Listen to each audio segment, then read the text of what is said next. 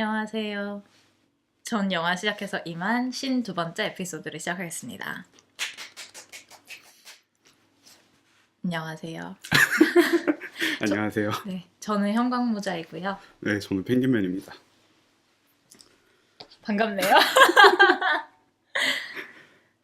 그 그 죄송하고요. 아닙니다. 저희가 사실 며칠 전에 녹음을 했는데 녹음 파일을 쓸 수 없었어요. 그래서 다시 녹음을 하게 된 거죠. 이걸로 편집을 해서 내면은 구독자 수가 확 떨어지겠다. 그나마 없는 구독자 네. 수가. 많이들 견뎌주고 계시지만 이걸 견딜 사람은 별로 없다. 그런 그렇죠. 네. 저희도 나름 그런 거에 약간 신경은 쓰잖아요. 네. 이게 많이 신경은 안 쓰지만 저희도 최소한의 기준이라는 게 있으니까. 그렇죠. 네. 그래서 늦어지는 업데이트를 좀 양해를 부탁드리겠습니다. 또 새삼스럽게 항상 늦는데 이렇게 말하는 것도 좀 우습긴 한데. 그래도 뭐 은근슬쩍 아무렇지 않게 계속 늦어지는 것보다는 가끔씩 이렇게 사과도 드리고 하는 게 좋지 네. 않나. 맞습니다. 네, 기분상 그런 점이 있지 않나라고 생각을 해봅니다. 네. 그래서 근황을 아, 네. 다시 한번 얘기를 한번 해볼까요? 네. 잘 지내셨죠? 저는 뭐 네. 마음이 소용돌이 속에서 살고 있고요. 뿜으신 건가요 지금? 조심하시고요. 소용돌이 좋네요. 아 감사합니다. 아, 네. 뭐 사실 소용돌이라는 게 무로 돌아가기 위해서 필요한 운동이거든요. 어허. 이게 사회가 질서가 잡혀 있으면은 네. 일단은 한 번은 카오스적인 소용돌이의 상태로 가준 다음에 그 운동에 따라서 다시금 재배치, 재정렬하는 게 계속해서 해야 아. 되는데 근데 소용돌이만 계속되는 경우도 있을까요?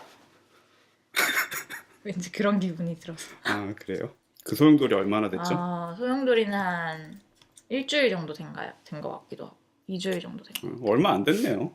같아요. 한 2년 정도는 그렇게 써봐야. 근데 이제 이거를 네. 또 저의 삶을 네. 약간 한 100걸음 뒤에서 바라보면 2년 2년이 넘었을 수도 있어요. 지금 이 모든 것이. 네. 그러면 이제 살아있는 게 용하다는 진단이 내려지는. 이렇게까지 나를 살아있게 하는 원동력은 무엇인가? 저는 원동력 같은 건 궁금하지 않고 네, 저 위에 누군가가 나를 이렇게까지 살아있게 하는 데는 이유가 있지 않나. 그렇다면 살아야 되는 게 아닌가. 그쵸. 그런 생각도 드네요. 그게 또 우리 모두가 가지고 있는 문제 아니겠어요? 그래서 M 나이트 샤말란이 언브레이커블에서 얘기했잖아요. 네가 브루스 윌리스가 슬픈 거는 너의 존재 이유를 모르기 때문이다. 정말 쓸데없는 슬픔이네요. 왜요? 존재의 이유가 있다고 생각하세요? 너무 어둡게 시작하는 것 같아요. 네, 다시 돌아가보죠. 잘 지내셨나요? 잘 못 지내고 있고요. 아 왜요? 소용돌이를 겪으시나요 지금? 저는 뭐 소용돌이야 뭐 언제나 제 안에 소용돌이가 있지만 이제 헐크 같았어요.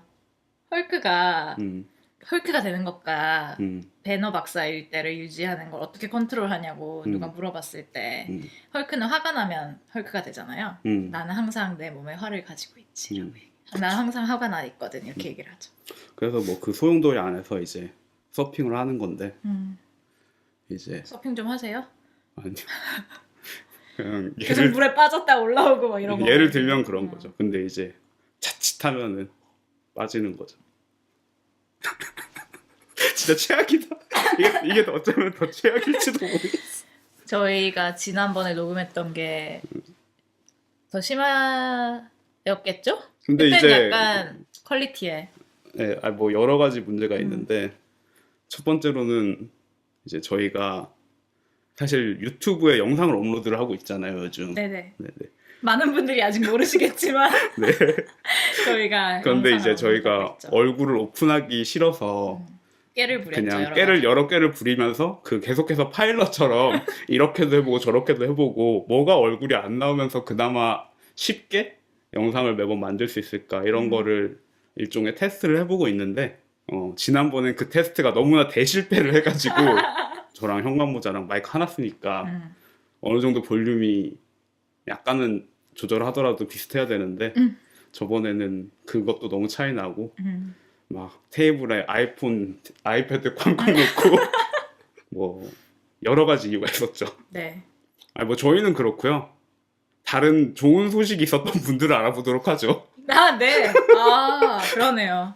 저희가 힘들었다고 해서, 힘들다고 해서, 과거형이 아닙니다. 네. 힘들다고 해서 다른 사람들이 다 힘든 건 아니니까요. 네. 영광스러운 소식이 있었던 분들을 소개하기 위해서 네. 저희가 저번에 바프타 어워즈랑 DGA를 다뤘었죠. 순서대로 할까요? DGA는 2월 2일에 열렸고요. 네, DJ는 이제 미국의 뭐 말 그대로 디렉터스 길드 어워드 시상식이 2월 2일에 있었습니다. 감독상은 뭐랄까요? 프론트러너 오스카의 현재 1순위 후보. 네. 거의 뭐 독보적 존재. 네. 알폰소 쿠아론 감독이 로마를 통해서 DGA 어워드 감독상을 수상했고요. 네. 그리고 신인상 같은 경우에는 그 플레임이 뭐죠? 보버햄이 플레임인가요? 아, 보가 이름입니다. 아, 그렇구나. 보버햄 감독이 에이스 그레이드라는 영화로 수상했습니다. 저희가 네, 그쵸. 짧게 소개해드린 적이 있죠. 중2병에 관한 이야기다. 유튜브를 하는 중2병에 관한 이야기다. 보고 싶었는데. 네. 보세요. 아, 네. 알겠습니다. 그리고 드라마틱 시리즈. 네, 그리고 이제 또 바이스의 아담 맥케이가 뭐 다른 것으로 받았죠. 네네. 이분은 이제 감독상 후보이기도 했지만 나는 부지런하다. 영화만에 기대고 있지 않겠다. 네. 라고 해서 HBO 시리즈 석세션에서 셀러브레이션이라는 에피소드를 연출했네요. 네, 그래서 드라마 시리즈에서 감독상을 받았고요. 다큐멘터리 같은 경우에는 팀 와들의 Three Identical Stranger라는 작품이 수상을 했는데요. 이 영화는 이제 저희가 전에 뭐 언급한 적이 없어서 간단하게 말씀드리자면은 제목 그대로 3명의 일란성 쌍둥이를 다룬 다큐멘터리입니다.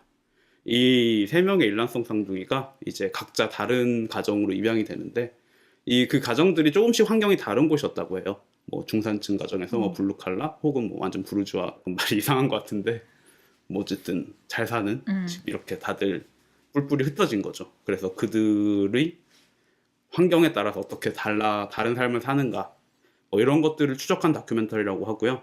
나름 아카데미 노미네이션에 강력한 후보였는데 노미네이션 안 됐어요. 맞아요. 몇몇 비평가들의 베스트 2018 목록에 올라 있기도 했었어요. 그렇습니다. 네.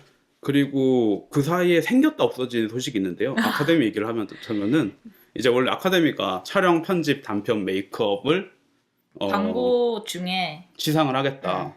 이거를 방송에 안 내보내겠다라고 했는데 열화와 같은 항의에 힘입어 아니다. 그냥 다 하겠다. 미안하다. 네. 뭐 아카데미는 좀 이상한 것 같아요. 갈수록. 아카데미가 올해 되게 늘 이상해 왔었던 부분이 있지만 올해 굉장히 헛짓거리를 많이 했죠. 뭐 삽질을 많이 했죠. 헛발을 많이 쳤죠. 일단은 인기 영화 수상한다고 했다가 접은 것도 있고 사회자 문제도 좀 있었었고 뭐 그건 늘 있는 거긴 그래서 한데 사회자 없이 가기로 하면서 그냥 퍼포먼스 뭐 이런 것들로 사이사이를 때우겠다. 그리고 노래도 몇 곡 안 하려고 했다가 그것도 항의가 있었고 노래도 5곡 후보 중에 2곡만 하겠다고 했다가 2곡 중에 하나인 레이디 가가가 항의를 해서 바뀌었죠. 네. 이 시상식을 보면은 사실 아카데미는 이름값에 비해서 가장 성의가 없는 시상식이라고 할 수 있어요. 다른 나라의 시상식들을 보면은 사실 영상도 좀 열심히 만들고 그런 노력이 좀 보이는데 예를 들면 노미네이션 발표부터 해가지고 뭐 여러 가지로 대충 하죠. 그러니까 호스트에 기대는 면이 좀 컸는데 호스트마저 없는 해가 돼서 더더욱 어디로 가야 할지 방향을 잃은 시상식이 되었습니다. 그래서 아카데미 얘기가 나와서 약간 더 얘기를 하자면요. 저번에 저희가 아카데미 노미네이션 발표하면서 저희가 발표한 건 아니고 소식을 다루면서 아카데미 노미네이션 소식을 다루면서 이제 제가 단편 부문에 대해서 간략하게 어떤 영화들인지 설명을 드렸는데 제가 말했던 스킨이랑 노미네이션 된 스킨이 다른 영화였어요. 제가 이제 그 스킨을 이제 작년이죠. 작년 초에 봤어가지고 그 영화인 줄 알았는데 그 영화는 이미 몇 년 전 약간 한 2, 3년 정도 된 영화더라고요.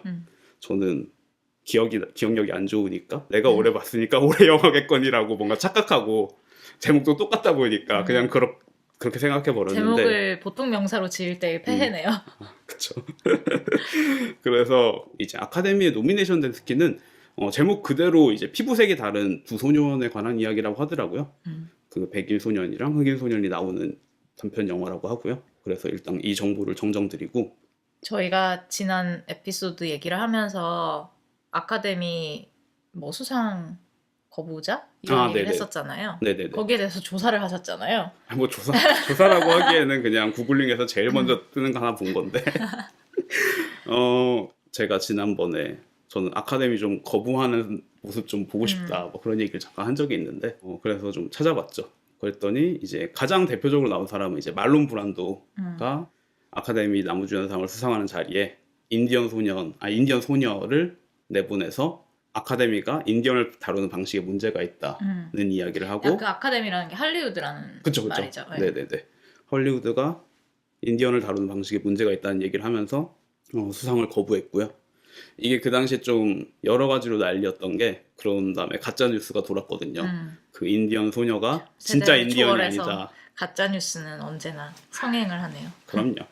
뭐 그래서 또 다시 문제가 있었고 그 외에 이제 대표적으로 아카데미 상을 굳이 거부하진 않지만 참석하지 않는 참석하지 않는 대표적인 인물로 이제 우디 앨런이 있고요. 우디 앨런 같은 경우에는 아카데미 시상식에 한 번도 참석을 안 했는데 딱 한 번 참석한 게 9.11 테러가 있은 다음에 그 다음에겠죠. 네. 2월이니까 일종의 스피치를 하기 위해서 참석을 했다고 하고요. 뉴욕에 대한 사랑이 크신 분이라. 네네네. 그런 것 때문에 이제 사실은 메인 걱정은 그런 거였던 것 같아요. 이제 뉴욕에서 영화를 좀 안 찍고 좀 수그러들까봐 그러지 말고 계속해서 뭐 평소처럼 영화를 찍자, 여기서 만들자, 뭐 그런 얘기를 그렇군요. 그런 뉘앙스가 조금 있는데 사실 기억은 잘 안 나네요. 그 외에 또 이제 다른 유명하신 분? 네, 유명하신 분으로는 이제 고다르 선생님께서 뭐 사실 거부했다기보다도요. 근데 사실 네. 그렇죠. 뭐 거부라면 거부고, 그러니까 아카데미에서 고다르한테 뭐 메일도 보내고 이메일도 보내고 뭐 팩스도 보내고 여러 가지로 공로상을 주기 위해서 연락을 취했는데 답장을 하지 않았다. 내가 그 동네에서 뭐 공로상을 받을 일이 있을까? 라고 생각하지 않았을까요? 그러니까 갑자기 왜 이래? 라는 생각을 하지 않았을까요? 또 고다르가 만든 영화를 보면은 안 가는 게 맞는 것 같아요. 거기에 간다는 것 자체가 영화랑 안 맞는 것 같아요. 그런 것 같다는 생각은 드네요. 네네. 넌 제도권이고 네. 할리우드의 머신이잖아요. 아카데미는. 네네. 그래서 제가 또 우디 앨런 얘기가 나와서 이제 우디 앨런의 소식이 요즘 좀 있어가지고 소개를 해드리자면은 우디 앨런 같은 경우에는 아마존에게 고소를 했어요. 금액은 기억이 안 나는데 꽤 큰 금액이고 그게 결국에는 버젯만큼 고소를 한 것 같아요. 제 생각에는. 아마존과 우디 앨런은 영화 4편을 찍기로 현재 계약을 한 상태인데 그 4편 중에 첫 번째인 이제 레이니 데이 인 뉴욕이 개봉하지 않았고 그 우디 앨런의 그 성추문 문제로 그러면 원더힐 이후에 이 계약을 한 건가요?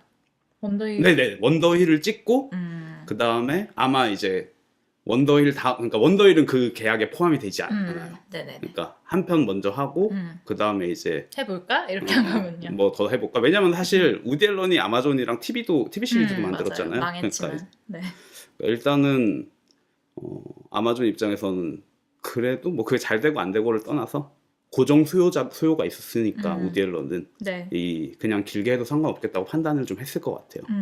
하지만 이제 그런 이슈들이 많이 터지면서 특히나 이제 티모시라던가 뭐 그런 배우들이 뭐 후회한다 뭐 이런 발언들을 하면서 여론이 좀 안 좋아지고 하니까 이제 아마존 입장에서는 부담을 느꼈겠죠. 네. 그래서 이제 레이데인 뉴욕도 개봉하지 않기로 했고 제약들이 다 안 들어가니까 계약이 사실상 파기된 거고 우디 앨런은 어쨌든 그래서 고소를 했습니다.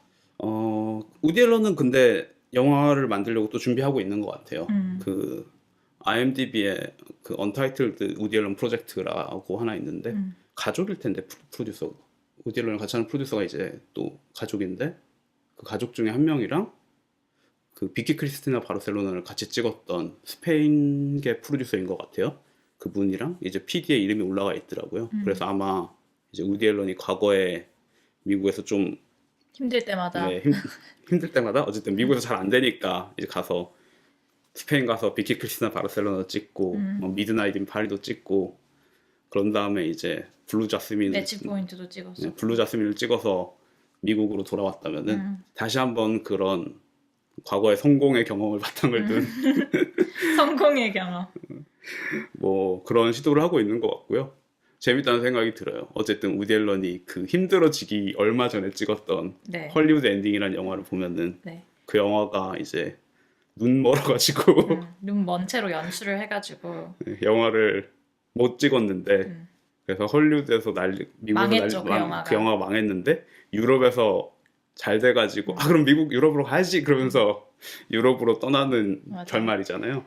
언제나 프랑스가 있다고 이러면서 저는 그 영화 좀 좋아하는데 네, 저도 그런 느낌이네요. 네네. 예전에 실제로 그러니까 그 유럽 시리즈라고 할까? 유럽 제작이 시작됐을 때 처음에 영국에 갔었을 텐데 그때 간 이유에 대해서도 미국에서 돈을 안 주니까 갔지라고 되게 심플하게 대답했던 기억이 나네요. 네네네. 그래서 어쨌든 그런 소식이 있었고요. 그 외에 또 김기덕 감독의 소식도 있죠. 김기덕 네. 감독 같은 경우에는 베를린에서 프리미어 했던 인간, 시간, 공간 그리고 인간 네, 그 영화가 네. 유바리 필름 페스티벌에 개막작으로 선정이 돼서 그쵸. 이제 또 많은 항의가 있습니다. 그렇네요. 네. 트럼프 얘기 왜 했지? 갑자기 왜 무슨 얘기하려고 했지? 제가 요즘 또 트럼프를 지켜보는데 꽤 많은 시간을 쓰거든요. 넥스트 홍준표인가요? 그쵸. 제가 홍준표에 대한 애정이 있듯이 네. 제가 뭐랄까 저렇게 욕망으로 넘치는 사람들을 보면은 제가 그 사람들 지지한다는 게 아니라 좀 신기해요. 그래서 보다 보면은 사람이 저렇게 열정적일 수가 있구나. 그래서 되게 감탄하고 되게 저 자신을 반성하곤 하는데 네. 그러고 보니까 최근에 네. 트럼프에 관한 일화 또 제가 또 트럼프에게 흠뻑 빠졌던 일화를 흠뻑 빠졌구나. 네. 일화를 설명하자면은 SNL에 관해서 얘기했는데 네. 또 트위터에서 얘기했나요? 그렇죠. 트위터에서. 근데 이제 SNL이 세러데이 나이 라이브잖아요. 근데 N이 엔드 뭐뭐와인 줄 알았나 봐요. 그래서 S하고 그 N 기호 쓰고 L이라고 쓴 거예요. 좀 귀엽다 이거. 그래가지고 저는 또 이거 보면서 진짜 너 너무 아니 근데 그럴 수가 있나요? 아니 그분도 본인도 몸소 방송계에 몸담았던 이력이 꽤 길고 뭐 다른 프로 안 보는 거죠. 미국인이라면 모두가 아는 프로그램인데 참 네. 재밌네요. 그래서 어쨌든 너무 재밌고 네. 무슨 약간 금융회사 이름 같이 바꿔놨네요. 트럼프는 트위터가 생겼을 때 너무너무 신났을 것 같아요. 제 예전에 넷플릭스에서 트럼프 관련 짧은 시리즈 있다고 추천했나? 아니면 최근에 보고 있다고 얘기했던 적이 있는데 거기 보면은 트럼프가 무슨 일 있을 때마다 기자들한테 연락해가지고 와보라고 나 할 말 있다고 그랬다는 얘기들이 되게 약간 큰 비중으로 다뤄지는데 이제는 자기가 트위터에다 얘기하면 그쵸. 기자들이 다 알아서 써주니까 얘기해주죠. 얼마나 좋은 세상이에요. 트럼프 입장에서. 최근에 그 트럼프 관련해서 인상 깊었던 뉴스는 트럼프의 일과표가 유출이 됐는데 그 대부분의 시간이라고 하면 좀 말이 안 되지만 많은 시간이 이그제큐티브 타임으로 적혀 있었던 거죠. 마치 박근혜가 탄핵당하기 직전에 박근혜 일정이 공개됐을 때 대부분을 집무실이 아닌 내실에서 보낸다라고 되어 있을 때 내실에서 일을 한다라고 표현을 했었는데 그 부분이 거의 동일하게 느껴져서 되게 재밌었어요. 쇼잉업을 좋아하는 사람이기 때문에 그리고 그걸로 모든 일을 웬만하면 하기 때문에 그걸로 자기 의사가 전달되면 밑에 사람들이 알아서 일을 하게끔 그러고 보면 우디 앨런이 그런 명언을 한 적이 있죠. 성공의 몇 분의 몇이지? 쇼잉업이 성공의 몇 분의 몇이다. 뭐 이런 얘기를 한 적이 있는데 들어봤던 것 같아요. 3분의 2 정도 중요하죠. 되려나? 쇼잉업은. 네네. 어쨌든 그런 얘기를 한 적이 있는데 트럼프는 거기에 굉장히 잘 어울리는 사람이 아닌가 뭐 그런 생각이 듭니다. 트럼프 얘기도 해봤고요. 네. 바프타 네네네. 얘기를 하고 얼마 전 2월 10일에는 바프타 브리티시 필름 아카데미 어워드가 진행이 됐었고요. 작품상에는 로마가 역시나 수상을 했습니다. 감독상도 로마가 받았고요. 촬영상도 로마가 받았고요. 외국어 영화상도 로마가 받았죠. 네. 중요한 모든 상을 싹쓸이했네요. 그렇습니다. 뭐 그렇다고 딴 상이 중요하지 않다는 것은 아닙니다. 그렇죠. 그리고 더 어떻게 보면 더더욱 선전을 한 영화가 더 페이버릿인데 네. 더 페이버릿 같은 경우는 영국 작품상 그리고 아웃스탠딩 브리티시 필름 여우주연상, 의상상, 여우 조연상도 빨면 안 되겠죠? 여우 조연상도 받았고요. 의상상도 받았고 메이크업 앤 헤어, 각본상, 프로덕션 디자인까지 엄청난 상들을 수상했습니다. 페이버릿 같은 경우에는 이제 곧 개봉하니까 네. 확인하실 수 있습니다. 네. 요르고스 란티모스의 더 페이버릿 같은 경우에는 이야기로 생각하면은 이제 란티모스의 색깔이 좀 많이 지워진 작품인데 그럼에도 불구하고 란티모스의 색이 많이 묻어 있어요. 이게 말이 좀 이상한데 이야기에 그게 없는데도 불구하고 그 영화의 이미지라든지 배우 연기라든지 이런 거에서 란티모스의 기운이 새려 있어서 되게 재밌는 케이스인 것 같아요. 이게 진짜 뭐지 작가다. 그러니까 뭐 좋은 의미 나쁜 의미 상관없이 자기의 인장을 남긴다는 의미에서 네네 작가다라는 생각이 들었고 특히나 촬영에서는 이제 뭐 최근작이었던 킬링 디어에서도 광각 렌즈를 사용한 샷이 많았지만 이번에는 그걸 훨씬 더 적극적으로 활용하는데 문제는 이 광각 렌즈를 사용하면은 주변부에 왜곡이 생기잖아요. 그거를 일일이 다 폈어요. 그러니까 그게 사실 사람들이 광각 렌즈를 좀 꺼리는 이유인데 그거를 되게 다 펴놨더라고요. 그래서 이게 여러 가지로 공을 많이 들인다라는 생각이 들어서 저는 굉장히 재밌게 봤고 아마 이제 저희가 다다음이나 다다다음쯤 다루지 않을까 싶습니다. 저도 얼른 보고 싶네요. 그래서 이제 바프타에서 페이보릿이 뭐 가장 수상. 네, 많은 수상을 했어요. 그 외에 이제 다른 부분을 조금 더 알아보면요.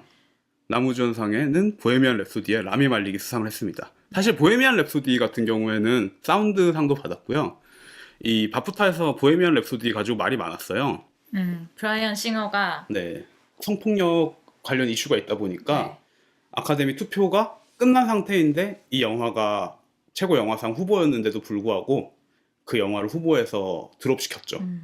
그러다 보니까 이게 이제 맞는 선택인가?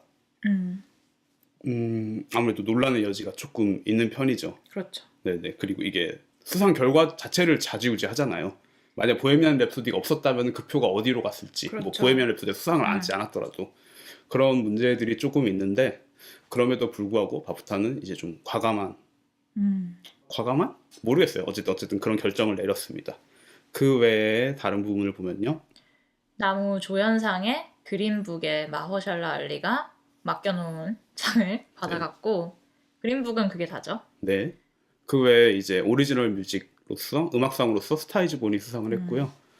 그 다음에 각색상으로 스파이크 리의 블랙 클랜스맨 이 상을 받았습니다. 다큐멘터리 같은 경우에는 오스카에 뭐랄까 후보로 올라 있고 유력한 후보인 프리솔로 내셔널 지오그래피에서 만든 프리솔로로 등반하는 다큐멘터리가 받았고요. 편집은 바이스 아담 맥케이의 바이스가 수상을 했습니다. 이건 역시도 아카데미에서 유력한 후보인 것 같아요. 편집상 부문에. 네네네. 뭐 요 정도로 네. 넘어갈까요? 그럽시다. 네. 최근에 본 영화. 네. 먼저 할까요? 저 먼저 할까요? 네, 뭐. 어제 네. 해피 데스데이 투유를 봤어요. 어땠던가요? 저 내일 볼 거라서. 저는 보지 사실은 말까? 네. 새벽에 보니까 그냥 뭐 볼까 하다가 볼 수 있는 게 많지가 않다. 그건 아니에요. 볼 수 있는 거는 네. 몇 개 있었는데 삶이 무료해서 네. 빈 극장에서 혼자 이걸 보면은 무섭지 않을까? 그냥 공포심을 좀 느끼고 싶어서 사실 그냥 근데 본 무서운 거였어요. 영화는 아니었던 것 같아요. 잘 몰랐어요. 네. 잘 몰랐어요. 그러니까 네. 이 영화 자체에 대해서 네. 잘 몰랐어요. 빈 극장에서 홀로 호러 영화를 보면은 내 인생에 조금은 자극이 되지 않을까. 그냥 네. 되게 평소에 이제 소용돌이지만 또 제 마음은 잔잔하기 때문에 좀 자극이 필요하다. 네, 자극이 필요하다. 그래서 자극의 결정체. 네, 자극을 받으러 들어갔는데 여러 가지 총체적 난국이었죠. 사람도 생각보다 많았고 상대적으로 네. 굉장히 인기가 있겠네요. 네네. 그래서 영화도 별로고 뭐 코미디가 약간 기능을 하긴 하는데 제가 이제 최근에 상업 영화의 대표적인 히어로물을 빼면은 이제 예산이 적은 거에서는 보통 코미디를 많이 하잖아요.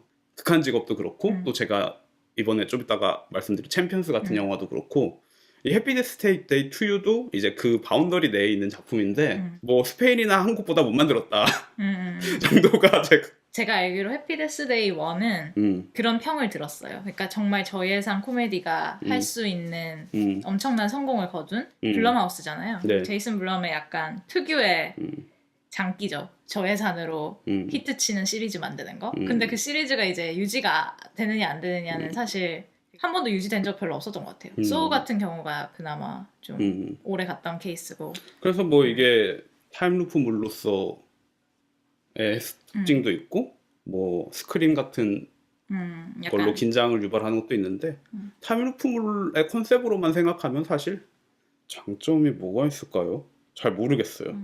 장점이 없을 수도 있죠. 아 근데 그런 경우는 되게 드물거든요. 저예산이라는 게 장점인가? 아 그건 장점이 아니죠. 내가 돈 없는 게 내 장점은 아니니까. 뭐 그럴 수도 있고. 제가 보기엔 이게 저예산 뭐 일단 우리나라랑 기준이 달라서 그런데 기준이 너무 다르죠. 네, 8배 정도 차이 나는데 보통 저예산을 장점으로 승화시키는 종류의 영화들이 있는데 그런 영화랑은 굉장히 거리가 멀고 제가 봤을 때는 제가 원을 안 봐서 모르겠는데 사실 제가 원을 제목 때문에 안 봤던 영화인데 이게 되게 이상한 지점이 있어요. 왜냐면은 가끔씩 이 영화 되게 신선한 영화가 나왔다라면서 영화 등장했는데 가서 보면은 이게 신선하다고 하면서 되게 깜짝 놀라는 경우가 있거든요.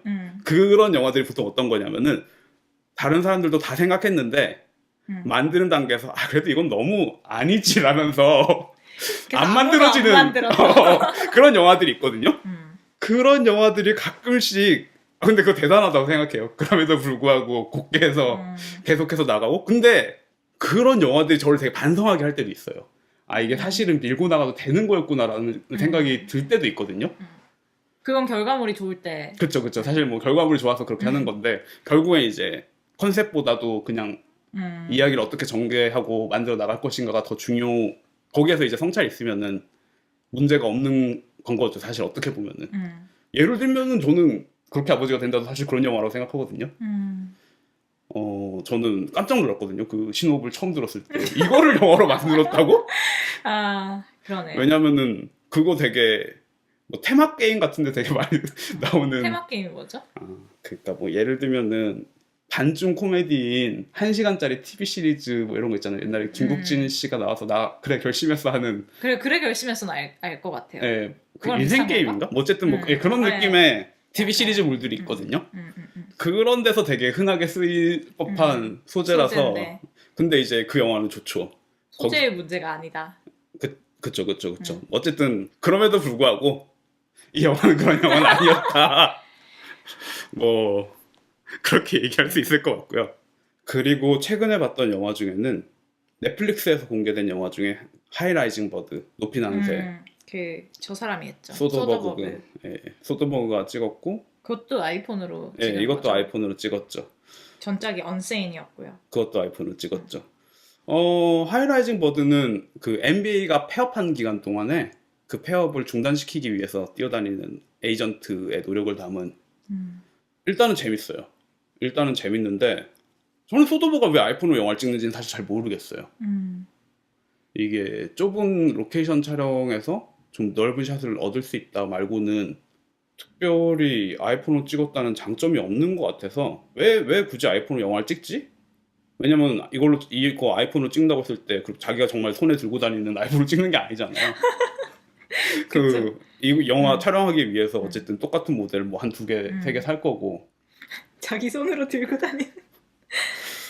잘 모르겠다. 네네, 뭐 물론 이제 제가 소더버그의 인터뷰 이런 걸 한 번도 읽어보지 않았기 때문에 이 저도 사실 어떤 하나도 읽어보지 않 저는 별로 관심이 없는데 저는 언세인을 봤는데 음, 아이폰에 음, 뭐 날 것 같다면 날 것 같은 느낌이고 음, 아니면 아닌데 어쨌든 그 이상한 질감과 음, 약간 이상한 앵글 음, 그거 외에는 음, 사실 왜 언세인 그러니까 언세인이란 영화 자체를 별로 제가 재밌게 보지 않은 것도 있지만 음, 사실 왜 아이폰을 썼는지를 잘 음. 못 느끼겠더라고요. 근데 근데 또 지금 아이폰으로 찍었다 그래서 근데 지금 말씀하신 것도 저는 그 아이폰 느낌도 아니라고 생각하거든요.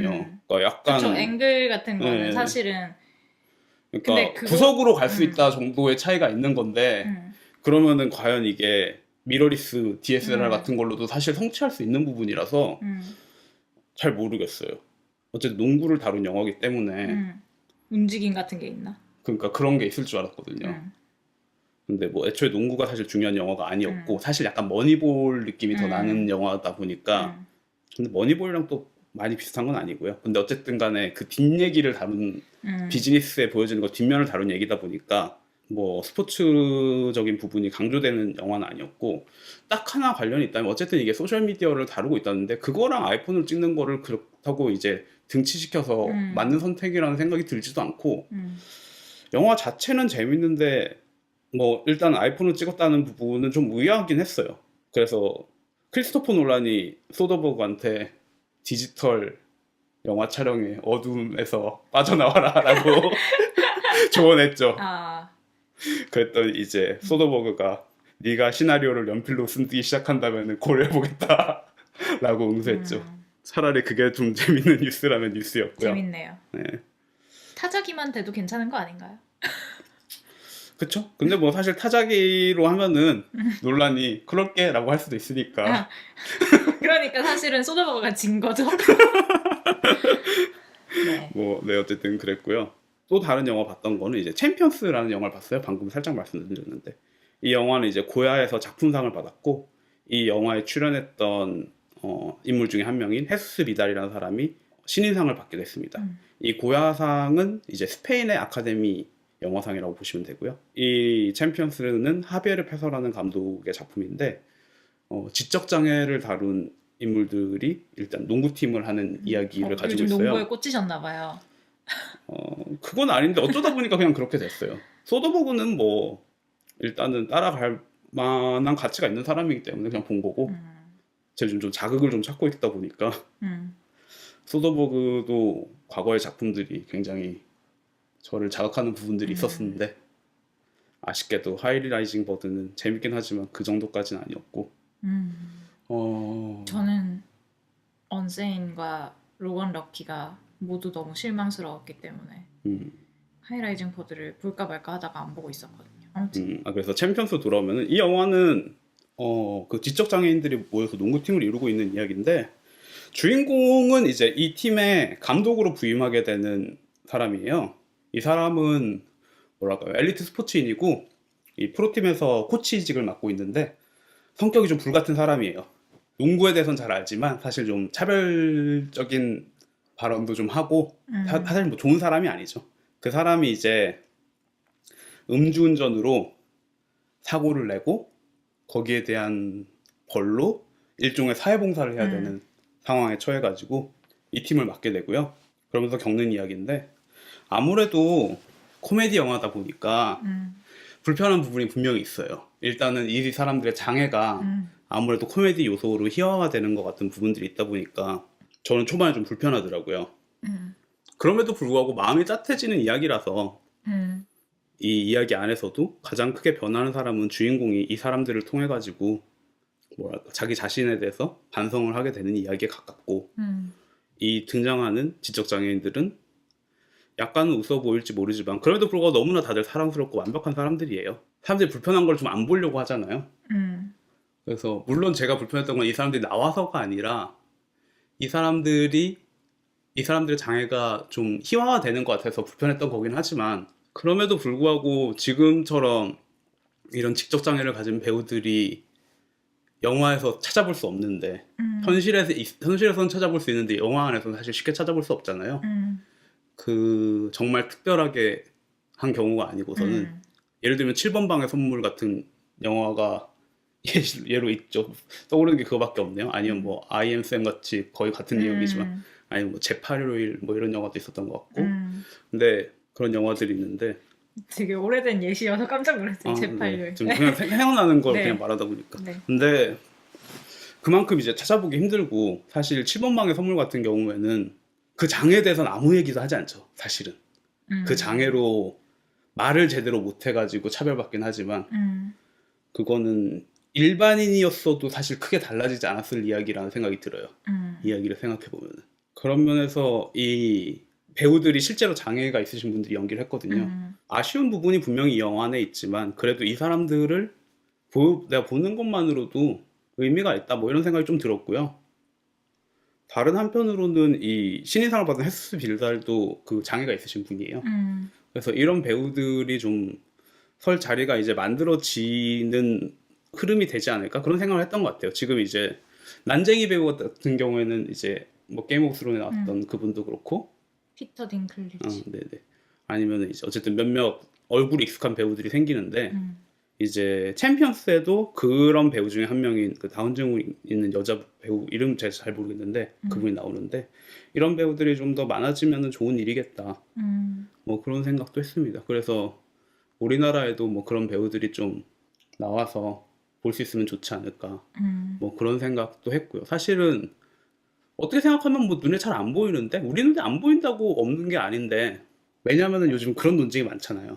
LGBTQ 캐릭터 나오면은 왜 뭐 그런 과도한 설정을 집어넣냐, 왜 중립적이려고 그런 설정을 집어넣느냐 라는 얘기를 많이 하는데 사실은 우리 삶에 일정 비율을 차지하고 있으면 당연히 나오는 게 어떻게 보면 자연스러운 네, 거죠. 자연스러운 건데 우리가 너무 스크린 안의 현실이랑 실제 현실을 다르게 인식하고 있으니까 그런 부분 때문에 찾아오는 괴리감인데 그런 면에서 어쨌든 괜찮은 부분이 이 영화에 있지 않나 뭐 그런 생각을 했고 그리고 또 뻔하지만 감동적인 부분이 있어요. 저는 제일 좋았던 부분은 이 사람들을 데리고 이 팀을 데리고 이제 대회에 나가야 되니까 막막한 거죠. 어떻게 지금 농구공 던져줬더니 맞고 겁먹는데 어떻게 농구를 하나 그랬는데 이제 그 관의 장 같은 사람이 그 남자한테 당신이 포기하지 않으면 저 사람들은 계속 저기 있을 거라고 뭐 그렇게 얘기를 해주는데 그런 부분에서는 저는 되게 울컥하는 부분이 있어가지고 말로 하면 별거 아닌 것 같은데 농구를 한다는 게 어떤 사람들에게는 되게 쉽게 하는 스포츠고 물론 이제 팀을 모으는 게 어려워서 사실 사람들도 잘 못하긴 하는데 4명을 더 못 구해서 하지만 어쨌든 간에 그렇게 뭐 접하기 어려운 스포츠는 아닌데 이 사람들은 그 농구를 하나 하려고 해도 정말 어려운 거잖아요. 그 거기 단체장 같은 사람이 그런 얘기를 하거든요. 그냥 이길 필요 없고 우승할 필요 없다. 그냥 저 사람들이 농구를 할 수 있게 해주면 된다. 그런 얘기를 하는데 저한테는 좀 다가오는 부분이 있어가지고 뭐 영화의 전체적인 만듦새는 좀 아쉬운 면이 있었지만 그럼에도 불구하고 저는 좋게 봤다 라고 얘기를 하고 싶네요. 이상입니다. 어떤 영화 보셨나요? 저는 지난번 에피소드에서 펭귄맨님이 얘기하셨는데 극한 직업을 봤고요. 저도 이제 1200만 명 중에 한 명이 되었네요. 아무튼 재밌었고요.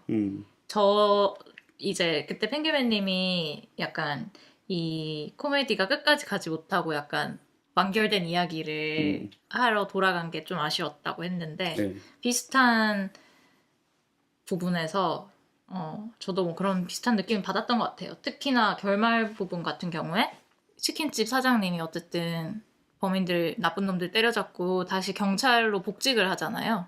되게 명예롭게 보여지잖아요. 그 막 훈장 달아주고 경례하고 그러면서 끝이 나는데 그게 이제 극한 직업에서 조금 그나마 이전에 상업 영화에서 다루지 않았던 치킨 장사로 대변되는 자영업자를 다루면서 약간의 하려고 했던 그 이야기가 이걸로 인해서 다시 다 무화되는 듯한 느낌을 좀 받아서 그런 부분은 좀 아쉬웠어요. 사실 치킨집 사장님으로도 행복하게 잘 살 수 있잖아요. 그쵸. 사실 영화 중간에 보면은 저렇게 장사가 잘 되면은 그렇죠. 저는 부하 직원들도 다 치킨집 할 줄 알았어요. 그렇게 가는 것도 괜찮겠는데 라는 생각이 들죠. 그렇죠. 그리고 뭐 부인도 즐거워하는 부분이 있었죠. 일정 정도 중간에 일단은 잘 뭐 나갈 때. 돈을 벌어오니까. 그리고 위험하지 않고 시간도 훨씬 더 정해져 있고 그런 부분이 가족을 행복하게 해주는 부분이 있었죠. 하지만 경찰로 복권되는 것이 답이었다. 그런 거였고 뭐 재밌었습니다. 네.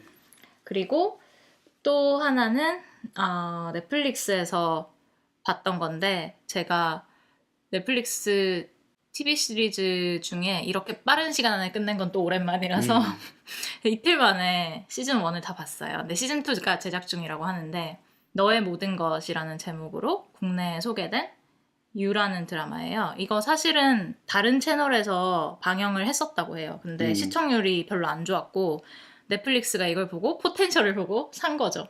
사서 이제 시즌 2부터는 아예 넷플릭스가 제작을 하는데 게다가 또 싸게 사지 않았겠어요? 그렇죠. 네. 엄청나죠. 이 넷플릭스가 이걸 왜 샀는가를 생각해보면 되게 재밌죠. 넷플릭스는 말 그대로 데이터베이스로 장사를 하는 곳이잖아요. 그러니까 이 사람들은 뭐가 잘 먹히는지를 알고 있는데 그것 중에 하나가 이거라는 게 되게 재밌었던 것 같아요. 이 너의 모든 것은 뉴욕에서 이제 서점의 매니저로 일을 하는 책을 굉장히 열심히 읽는 남자와 시인이 되고 싶어서 예술학 석사를 하면서 시를 쓰는 여자가 만나는 이야기예요.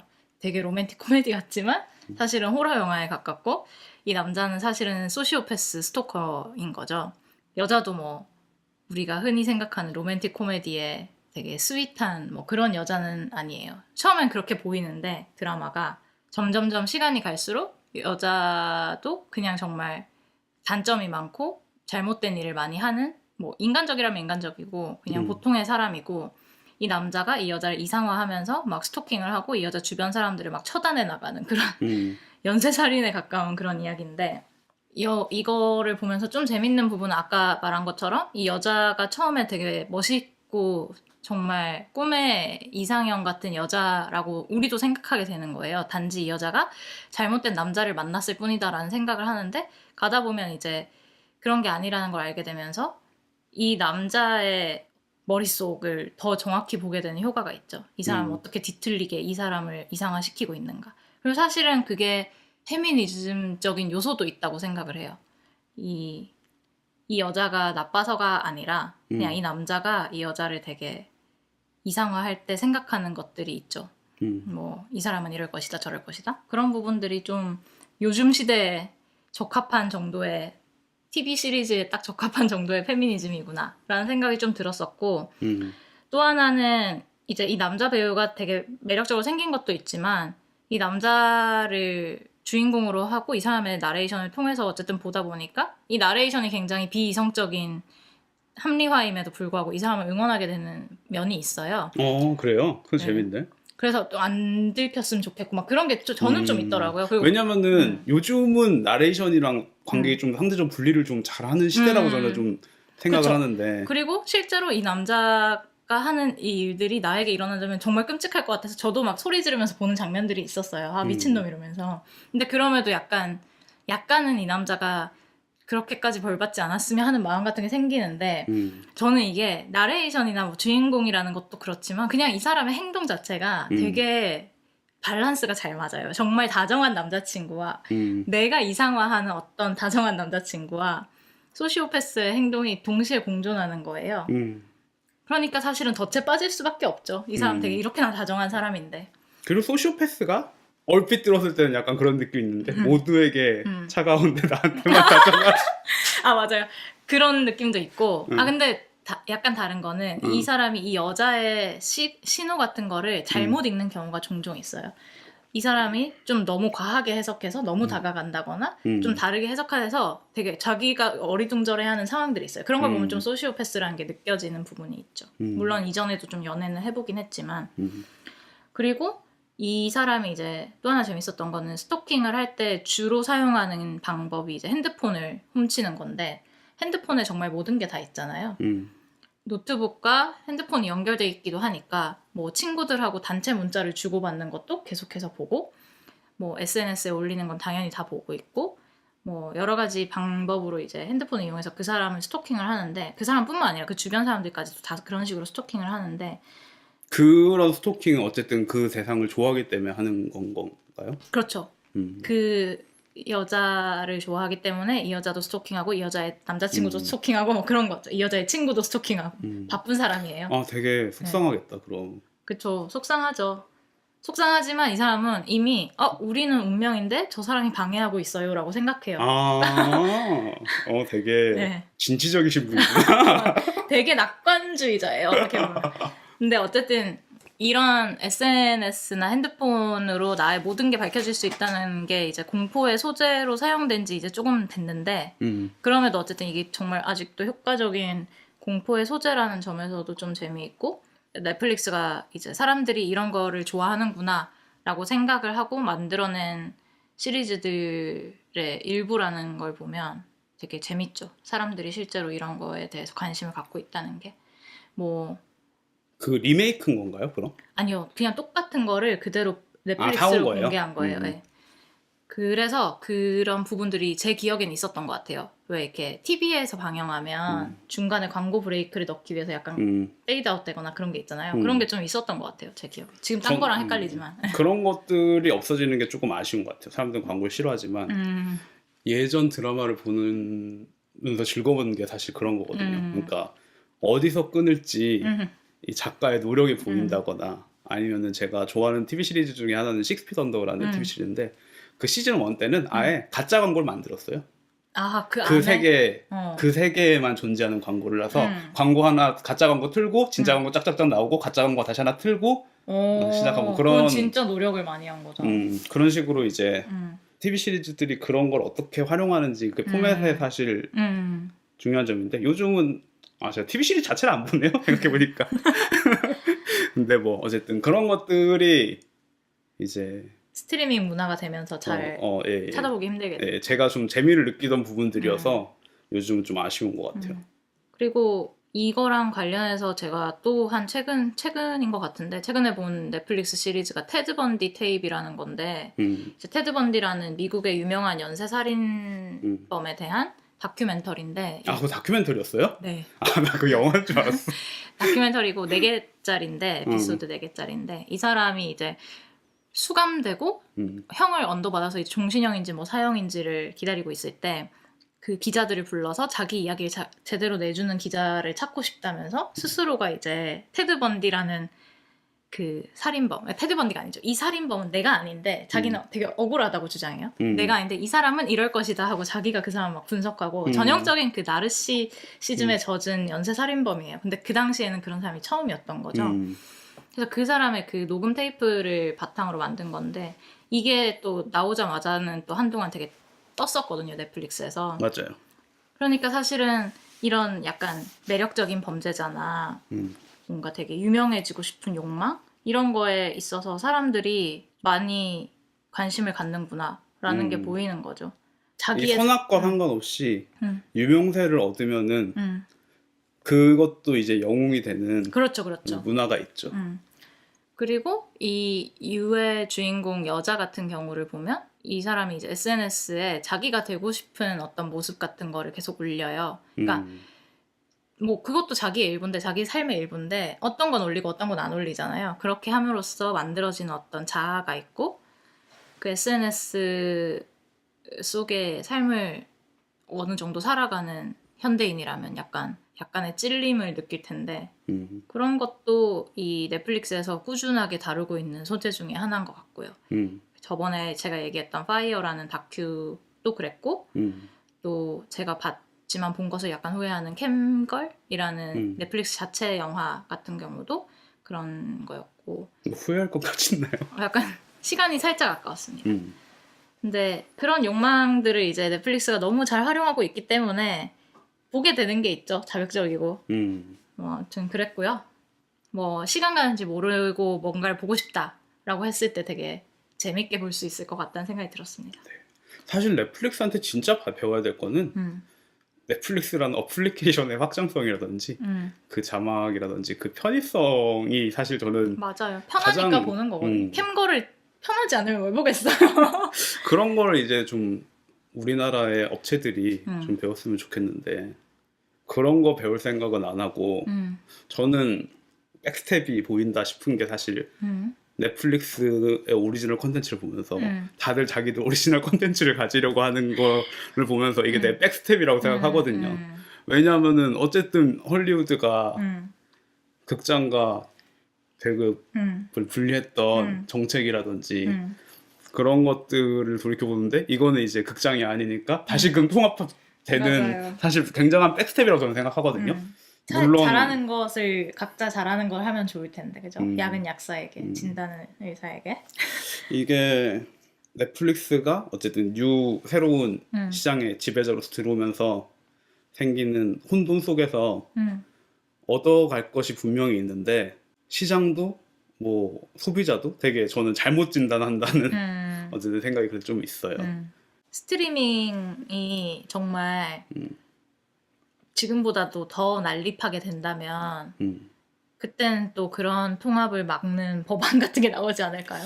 근데 이게 그래서 저는 그렇게 할 수 있는가? 그러니까 저 미래가 예측이 잘 안 돼요. 사실 이제 이걸 제일 먼저 겪었던 건 음악 산업이잖아요. 지금 이제 음악 거의 다 스트리밍으로 듣고 뭐 CD를 사거나 뭐 LP를 사거나 이런 거는 거의 없어졌는데 역으로 이제 그게 또 소장용으로 좀 특별한 취미처럼 이제 돼서 지금 소비되고 있는 상태에 이르렀는데 블루레이를 사는 거는 이미 그렇게 된 것 같아요. 넷플릭스를 사실 제일 싫어하는 이유는 정액제라서 사실 싫은 거예요, 저는. 그러니까 근데 이 정액의 편리함과 합리적인 가격을 따라갈 수 있는 시장적 대안이 없어서 이거는 그냥 저는 이미 포기해버린 게 싫지만 어쩔 수 없는 거라 좀 생각을 하고 왜냐면 저는 영화에 지불하지 않고 플랫폼에다가 돈을 지불하는 거 되게 이상하다고 생각하거든요. 최소한 지금 극장이 대리로서 돈을 받지만 어쨌든 어느 영화 때문에 돈을 받는다는 건 되게 명확했던 것 같아요. 근데 넷플릭스는 조회수도 공개하지 않고 그런 게 되게 시장 교란적이라고 저는 생각을 하는데 어쨌든 그래서 정액제가 문제라고 저는 생각하지만 이건 많은 소비자들이 이 말을 싫어하리라고 생각하고 저도 소비자로서 그 혜택은 즐기고 있습니다. 누리고 있고요. 정액제 때문에 약간 박리다매가 되는 거죠. 네네네. 그래서 박리다매라고 표현하기도 웃기네. 많이 있으면 되게 그 값을 한다고 느끼게끔 된 거죠. 뭐라도 많이 있으면. 네네네. 그러니까 이제 한 달에 몇 개 보면은 뭐 본전 뽑는다. 네, 그런 느낌으로 소비가 되는 거죠. 그게 결국에는 관객의 태도 변화를 만들고다고 생각을 하고요. 뭐 이거는 이제 넷플릭스랑은 상관없지만 제작에도 어쨌든 태도 변화가 비슷한 느낌으로 저는 좀 있다고 생각을 하고 저는 그걸 네거티브하게 사실 보지만 또 아까 이제 형광모자의 마음 상태와 비슷하게 생각해보면 또 한 번 이제 카오스로 갔다가 소용돌이로 갔다가 다시 정리가 될 때 그 순간을 잘 대비해야 된다고 생각을 해요. 이건 뭐 지금 넷플릭스가 옴으로 인해서 생기는 부작용 같은 거는 저는 무조건 있다고 생각하고 거기에 대해서 물러날 생각이 없는데 이제 그 부작용에서 어떻게 조금 더 나은 시장 유통을 만들 건가를 고민하는 게 이제 저는 이제 걱정은 이제 끝났고 그거를 좀 생각하는데 요즘은 일단은 사람들이 얼마나 뭘 보는지 좀 알았으면 좋겠어요. 우리도 넷플릭스는 그렇고, 알잖아요. 그러니까 넷플릭스만 알죠.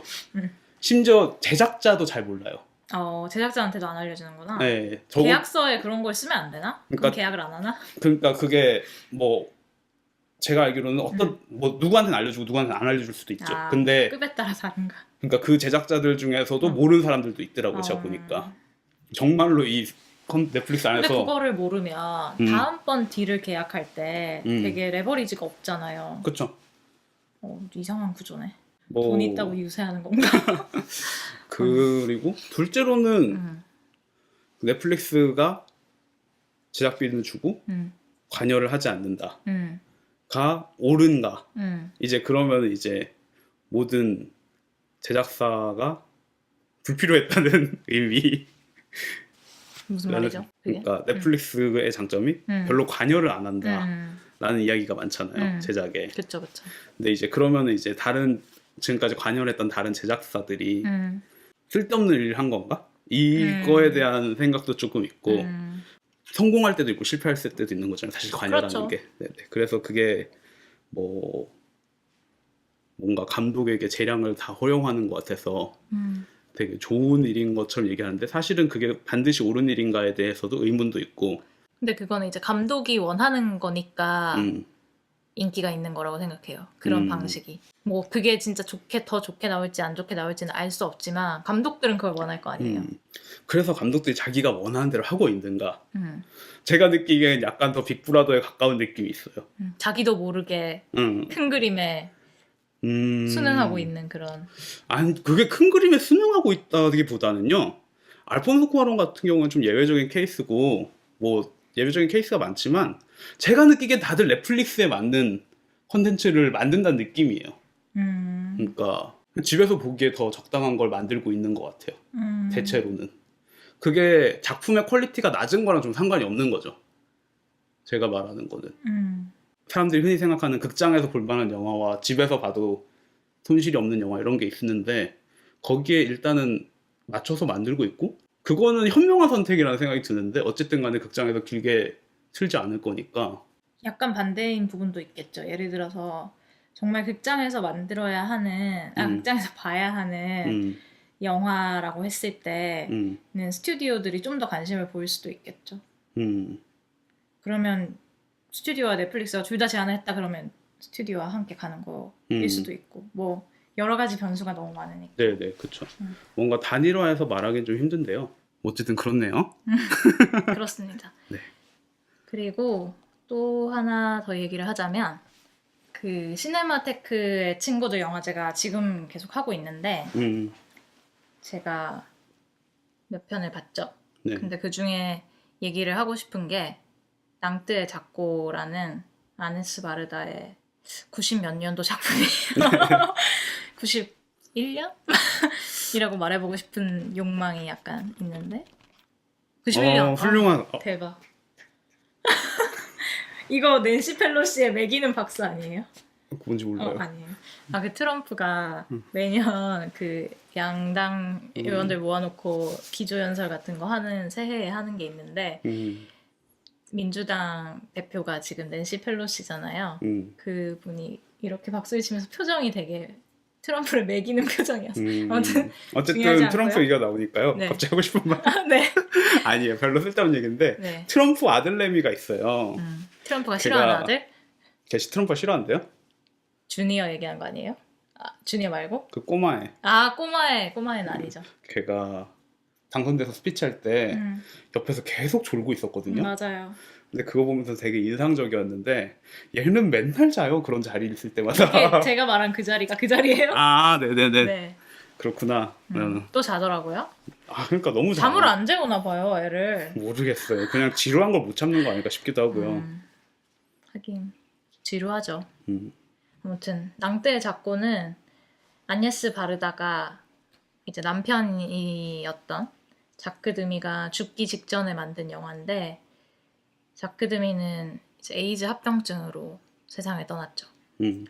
자크 드미의 어린 시절을 재현한 극영화 같은 부분이 있고 그 어린 시절에 조각조각에서 이제 길어올린 영감들을 자크 드미가 직접 영화로 만든 영화 속 장면들이 있고 그리고 그 당시 90년쯤에 현재 시점을 촬영한 자크 드미의 나이 든 모습 그리고 나레이션 뭐 이런 것들로 구성된 영화인데 그리고 손가락이 있죠. 손가락? 좌우를 가리키는 손가락. 손가락으로 이제 그 극영화 부분 어린 시절과 약간 자크 드미의 영화들을 연결을 하는데 이게 정말 영화의 시작부터 끝까지가 자크 드미의 영화지만 정말 시작부터 끝까지 철저하게 아네스 바르다가 만들었다라는 걸 알 수가 있고 또 바르다만이 만들 수 있었던 영화라는 점에서 되게 감동이 있고요.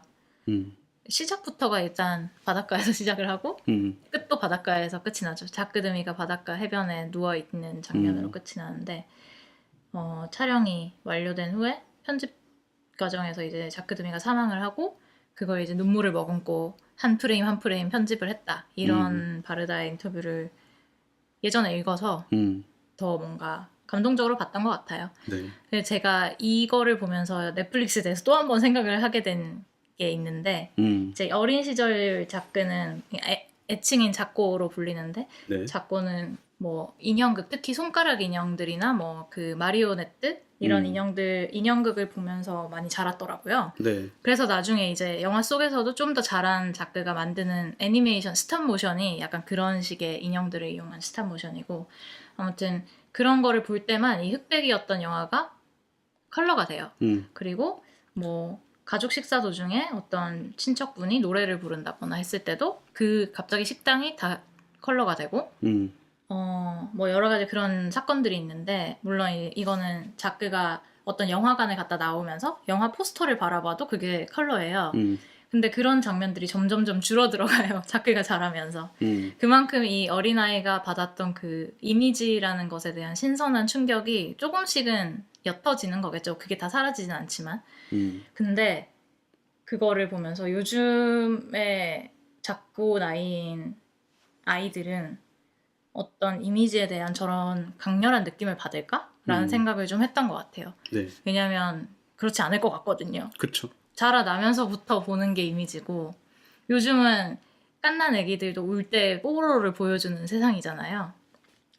그래서 되게 이거는 이 과거에만 만들어질 수 있는 영화구나라는 생각도 좀 들었었고 그만큼 자크드미가 만들었던 그 컬러풀한 영화들 생각해보면 되게 아쉽고 슬퍼지는 부분이 있었던 것 같습니다. 정말 자크드미의 영화는 색채가 화려해서 깜짝깜짝 놀라게 되죠. 그 음악이 빵 하고 터져 나오면서 화려한 옷을 입은 사람들이 움직이면은 꽃을 달고 막 움직이고 뭐랄까 우리 옛날에 말하던 총천연색 영상이 무엇인지 네. 정말 명확하게 알게 해주는 영화인 것 같아요. 저도 낭태 자코를 사실 아트시네마에서 다시 봤거든요. 근데 이번에 볼 때 들었던 생각은 말씀하셨던 것처럼 이 영화가 자크드미의 어린 시절을 찍은 것과 그다음에 자크드미가 찍은 영화들 혹은 그리고 뭐 실제로 있었던 뭐 있던 여러 가지 층위를 계속해서 썼는데 이게 되게 명확하게 구분되는 컨셉임에도 불구하고 뒤로 갈수록 이게 잘 구분이 안 되는 것 같은 기분이 들어서 그런 부분이 되게 저한테는 신비롭게 다가왔던 것 같고 바르다 이야기가 나와서 말인데 바르다는 지금 이제 베를린에서 열심히 또 자신의 영화를 홍보하고 계시죠. 아니에스 바이 바르다. 바르다 바이 아니에스. 어떤 의미인지 정확하게 모르겠는데 파이널 필름이라는 의미를 썼어요. 네. 그리고 이 영화는 그때 제가 잠깐 소개를 했었는데 그때 제가 대추측으로 소개를 했기 때문에 얼마나 정확한지 모르겠어요. 근데 어쨌든 그럼에도 불구하고 뭔가 약간 마스터 클래스 같은 영화다 라는 이야기가 있고 프레스 컨퍼런스를 잠깐 봤는데 기분이 묘하더라고요. 저는 바르다가 이제 되게 겉보기엔 정정하신데 갈라를 생각한다는 생각이 들었어요. 그리고 딸에 대한 걱정이 좀 묻어나는 것 같아서 보면서 좀 마음이 그렇더라고요. 특히나 바르다가 지금 우리 돈 못 번다는 얘기를 했는데 옆에서 이제 프로듀서이자 딸인 맞는 것 같아요. 로잘리 바르다. 제가 얼굴을 정확하게 몰라서 정확하게 그 사람이 그 딸인지 모르겠는데 갑자기 버럭하면서 I don't care 그러는데 그래도 바르다가 씹고 계속 그 얘기를 하는 거예요. 그래가지고 진짜 이제 가는 걸 생각하고 딸의 미래를 생각하는 왜냐면 사실은 어쨌든 그 영화사는 그녀의 작가로서의 이름으로서 사실 지탱되는 회사이기 때문에 그리고 되게 영화 제작에 돈이 덜 들지언정 뭐 복원 작업이나 이런 거 되게 많이 추진해가지고 돈이 늘 모자라겠더라고요. 보니까. 그래서 뭐 그런 얘기까지 하는 거 보니까 왜냐면 바르다가 제가 느끼기에 성격상 그런 얘기를 하는 사람이 저한테는 좀 아닌데 이게 뭔가 저한테는 이게 딸 때문에 하는 말처럼 들렸어요. 그래서 어쨌든 좀 그냥 시간이 가는구나 라는 생각을 했습니다. 베를린 영화제 얘기를 잠깐 해가지고 약간 더 얘기를 하자면은 장이모 감독의 영화가 이제 컴피티션 경쟁 부분에 있었는데 그 센서십으로 검열 때문에 갑자기 드롭됐죠. 네. 되게 극적인 행동이네요, 참. 네. 중국 정부의. 그러니까 저는 깜짝 놀랐어요. 물론 뭐 이제 세계 여러 음. 일들이 일어나지만 좀 충격적으로 다가왔고. 그리고 사실은 미리 그런 결정을 할 수도 있었을 텐데 그러지 않고 지금 이 시점에 한다는 게 좀.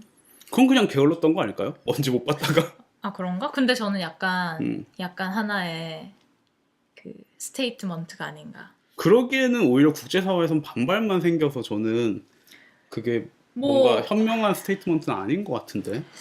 반발이 생길 수 있지만 현명하지 않죠 당연히. 근데 이제 그들의 입장에서 그럴 수 있다는 거죠. 왜냐면 뭐 시진핑이 자기의 종신 집권을 뭐 되게 아무도 모르게 처리하지 않았잖아요. 엄청 큰 화려한 그 행사를 만들어 놓고 한 거니까. 물론 중요한 일이니까 그런 것도 있지만. 근데 뭐 어쨌든 재밌는 것 같아요. 뭐 중국에서는 사실 중국의 영화 시장도 엄청나게 크고 엄청나게 갈라파고스화 돼 있는 갈라파고스라고 말하기에 너무 큰 대륙이라서 그게 되게 이상한데 약간 호주죠. 호주 정도죠. 갈라파고스 섬이 아니라 호주. 네, 근데 이제 다른 아시아 대륙들과도 큰 차이를 가지고 있는 시장 환경을 보여주고 사실 자국 영화가 엄청나게 선전을 하고 근데 그 영화들이 그 나라 밖에선 전혀 소비가 안 되는 되게 이상한 구조를 가지고 있는 시장이라서. 하지만 엄청난 돈을 벌고. 그렇죠. 뭐 인구가 있으니까. 그런 걸 보면서 뭐 어쨌든 좀 재밌다? 좀 충격적이기도 하고 뭐 그렇습니다. 확실히 넷플릭스랑 베니스는 많은 이득을 얻었다는 생각도 했어요. 베를린 경쟁 부분이 약한 것 같아요. 네. 그러네요. 이게 오종이랑 장이모밖에 사실은 좀 뭐랄까 거장이라고 할 수 있는 이름이 없었는데 그마저도 지금 떨어져가지고 저는 와 이제는 그냥 약간 쇼킹한 게 있어요. 베를린의 한 해 농사가 망했다. 원래도 위치상으로 좀 불리한 게 있는데 뭐냐면은 선댄스랑 겹치기 때문에 이 뭐라 그래야 되지? 어쨌든 미국은 언제나 거의 자신의 선댄스를 키우고 싶어 죽겠는 뭐 아시다시피 깐느 할 때마다 왜 미국에서는 깐느 영화제가 없느냐는 기사가 나오고 심지어 제일 큰 영화제는 토론토고 북미에서 뭐 그런 것들이 있는데 깐느 넣고 안 되면 베니스 넣고 그 다음에 베를린으로 가는 맞아요. 느낌이 있죠. 근데 참 시기를 이제와 바꿀 수 없기 때문에. 네네. 근데 옛날에는 그게 좀 이렇지 않았는데 약간 베를린이 어떤 각을 세우지 않는 이상 새로운 아젠다와 어떤 각을 세우지 않는 이상 그럴 수도 있겠네요. 네, 뭔가 근데 이미 넷플릭스와 각 세우는 건 깐느가 해버렸기 때문에. 근데 뭐 각은 넷플릭스와 각 세우는 거는 뭐 입지에 도움이 되는 일은 좀 아닌 것 같고요. 근데 뭐 어쨌든 각을 세우는 건 상징적인 액션이라도 되는데 최소한 베를린에서 그 우리나라에서 어쨌든 올라간 영화를 보면은 이제 항공주를 찍었던 이수진 감독의 제목 뭐더라? 설경구 천우희 씨 나오는 영화가 파노라마 부분에서 상영을 하고 있는데 우상. 네. 우상이라는 영화가 있고 또 벌새라는 영화가 그 제네레이션 부분에서 상을 받았다는 소식이 있고요.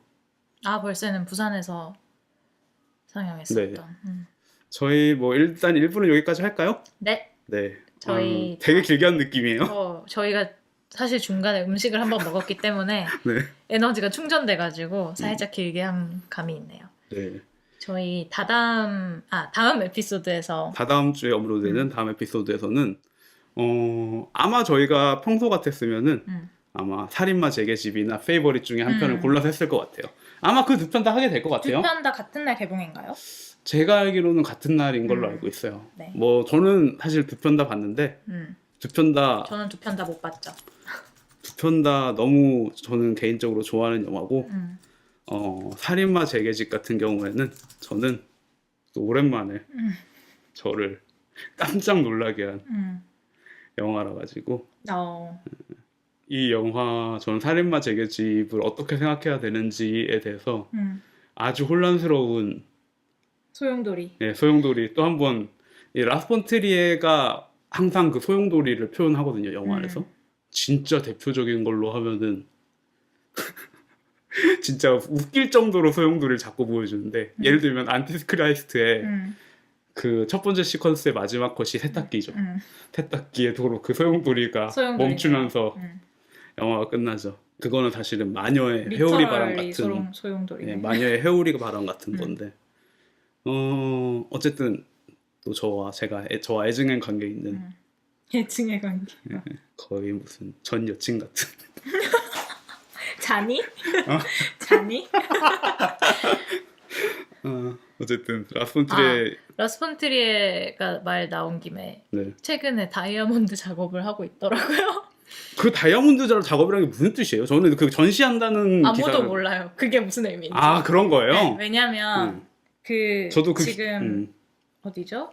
그 엔트워프인가? 하여튼 어디 벨기에인지 어디에 그 미술관에서 전시를 하는데 그 외에 모든 사진이나 어떤 보도를 금지했고, 그러니까 보도는 아니지만 뭐 거기에 대한 어떤 정보를 내보내지 않고 있고, 그러면은 기자들이 직접 가서 보지 않는 이상 뭔지 알 수 없는 거죠. 좀 재밌었던 게 본인은 한 3주면 되겠지 하고 시작했는데 5년 걸려가지고 자기가 이거 앞으로 그 다음 작품들은 좀 다른 방식으로 깎아야 될 것 같다고 그런 인터뷰를 했죠. 근데 저도 그래서 전시를 한다는 거 봐서 기대가 되더라고요.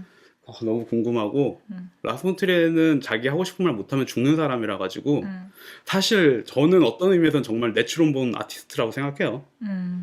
이 사람이 만든 이 살인마 재계집이란 영화도 뭐 심플하게 얘기하면 옛날에 그들 각자 영화관에서 라스폰트리에 영화가 생각나기도 하고 거기서 이제 이 관용 없는 라스폰트리에가 시끄럽게 떠드는 관객을 도끼로 머리를 때려쳐 죽이는 단편 영화가 거기 실려 있죠. 근데 라스폰트리에는 항상 그 얘기를 했었거든요. 카프카에 대한 인용이었던가요?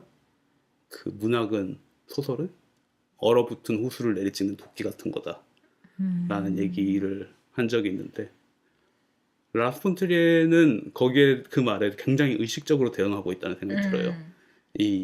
예를 들면 영화는 신발 안에 돌멩이 같은 거다 라고 얘기한 적도 있고 그러니까 사실상 비슷한 의미죠. 그들 각자 영화관에서 도끼로 이제 관객의 머리를 내려치는 모습 같은 것도 있고 어쨌든 이 양반이 정치적으로 도덕적으로 옳고 그름을 떠나서 이번 영화는 저에게는 다시 한번 그 나치 발언처럼 나는 하고 싶은 말은 해야겠다 라는 선언처럼 보이기도 하고 아주 저한테는 충격적인 영화였습니다. 마지막으로 그 전시 얘기가 나서 하는데 그 바르다 작업했던 JR? JR이 한국에서 전시를 하고 있죠. 삼청동에서 하고 있습니다. 페롱땅 갤러리, 그 프랑스 문화원이랑 연관된 갤러리에서 하고 있는데 관심 있으신 분들은 한 번쯤 가보시는 것도. 저는 근처 갈 일 있으면 가볼까 했는데 제가 근처에 가도 그 갤러리가 열어 있는 일은 없더라고요. 그 시간에 갤러리가 여는 시간에 안 가시잖아요. 그러니까요. 저는 그래서 아마 어려울 것 같다는 생각이 들지만 청취자 여러분이라도 3월 3월 초중순까지 하는 걸로 알고 있어요. 네.